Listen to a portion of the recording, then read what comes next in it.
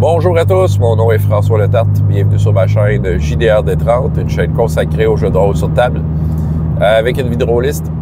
Et ça va répondre à coup critique. Une question qui vient me chercher parce que c'est un sujet que j'adore. Dans le fond, qu'est-ce qu'on devrait retrouver en arrière d'un écran de meneur de jeu? Moi, j'adore les écrans de meneur de jeu. Je trouve que ça fait partie du décorum. Ça détermine c'est qui le joueur qui est différent. On peut cacher plein d'affaires, mais pas les jets de dés. Ça, c'est comment je fais ça. Mais on cache plein d'affaires. On cache le fait qu'on a changé les points de vie en cours de route. Bon, ce genre d'affaires-là. Évidemment, il y a des informations derrière de l'écran. Et c'est très pratique de les avoir. Fait que j'ai un peu droppé des affaires que moi, j'aime voir en arrière d'un écran. Peut-être vous parler de quelques écrans que j'aime et pourquoi. Donc, écoute, la première fois qui m'est venue en tête quand je me suis mis à penser à la réponse, c'est une liste d'équipements décentes. Moi, ça me tente d'aller dans le livre fouiller ça. Tu sais, les joueurs, ils décident de faire du shopping, là. Ça me tente pas de feuilleter dans le livre. Ça me tente d'avoir une réponse spontanée. Oui, c'est sûr, des fois, il y a des affaires, j'aurais pas le choix d'aller dans le livre. Mais tu sais, savoir le prix d'une corde, je le veux dans l'écran. C'est ça. Ça me permet d'évaluer les autres choses, de comparer, de faire un peu, mon idée là-dessus. Fait que ouais, une liste d'équipements. Ça, c'est pour moi, c'est important. Écoute, dans Chroniques oubliées, il y a la recette pour te créer un monstre spontanément. Fait que c'est une règle qu'il y a dans le livre de base. Puis moi, il y a ça dans Chroniques oubliées. Puis j'avoue que ça, c'est très pratique. Tu sais, t'évalues un peu quel genre d'adversaire que c'est si c'est un combat. Puis, tu sais, dans le fond, ça sort un stat block.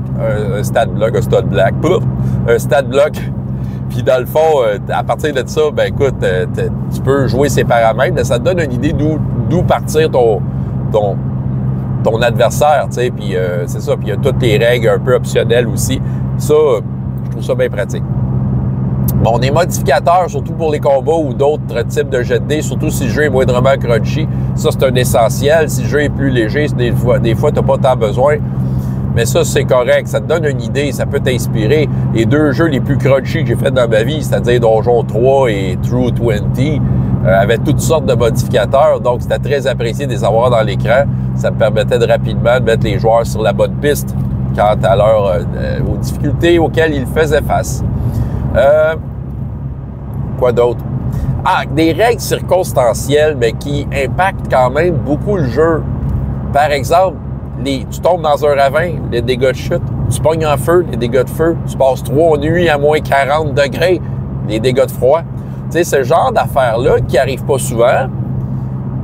Fait que tu t'en souviens pas, mais quand ça arrive, ben tu as le goût de le savoir. Puis bon, tu sais qu'il y a des règles particulières pour traiter ce genre de difficulté-là. Moi, je trouve que dans un écran de meneur de jeu, ça devient un essentiel. Parce que tu as besoin, t'as besoin de te rappeler comment ça marche. Le joueur tombe maintenant dans le ravin. T'sais, si tu veux être spontané dans ta réponse, bien, si la règle est là, c'est très, très aidant. C'est ça, je dirais qu'il reste ça. C'est pas mal les 4 affaires qui me viennent en tête, dans le fond. Un petit résumé des règles, c'est pas mauvais non plus. Je peux parler rapidement d'écrans que j'ai aimés, d'autres que j'ai moins aimés parmi ceux que j'ai. Je vais en parler rapidement. Peut-être l'un des écrans qui m'a le moins impressionné, c'était celle pour Elric of Melniboné, la version de Mongoose, qui prenait beaucoup de place pour tout l'aspect des démons, puis de l'invocation de démons. Oui, ça fait partie de l'univers d'Elric, mais c'est pas juste ça. C'est des aventuriers qui vont frapper avec des épées. Là, fait que ça prend aussi les règles standards. C'est comme s'il avait tassé plein de règles que je trouvais intéressantes. T'sais. Fait que celle-là, je l'avais pas tant aimé.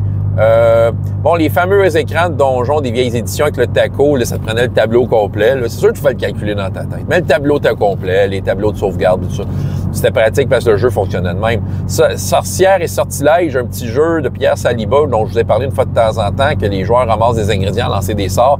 Mais tu avais la liste complète des sorts en arrière de l'écran. C'était ça, parce que le jeu était basé uniquement là-dessus. Ça, c'était très, très pratique, j'avoue.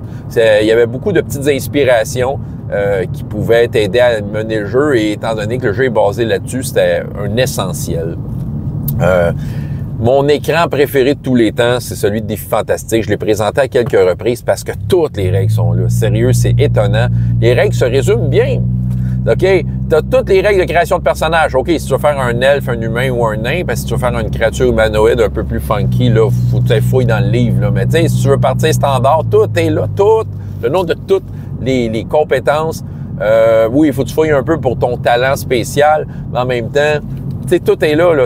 Tes stats sont faites, là, ça va te prendre 3 minutes, ton bonhomme va être prêt, comme dans le bon vieux temps. Puis tu sais, dedans, la dernière version, puis là, on parle de la version française, tu sais, c'est vraiment, qui est vraiment exceptionnelle à ce niveau-là. Là. Vous savez, tu as les règles de toute la magie, tous les types de magie, du moins standard, sorcellerie, magie supérieure, magie inférieure, les prêtres, tous les trucs de combat, quand tu meurs, comment ça marche, tes dégâts de chute de feu sont tous là. Je pense que tu as une liste d'équipements, que tu as aussi, il y avait rajouté une règle pour la peur, elle est là, tu sais, c'est ça. Puis sérieux, c'est lisible et tout ça. Et ce qui est encore plus hot de cet écran-là, c'est que tu as la référence au livre. Dans tel livre, telle page, voici d'où vient ce tableau. Fait que si tu veux les précisions, ben voilà, tu peux te lancer lousse là-dedans, là, en ajoutant les précisions nécessaires. C'est ça. En tout cas, bref, l'écran des Fantastiques, chapeau. C'est vraiment le meilleur écran de meneur de jeu qu'il y a.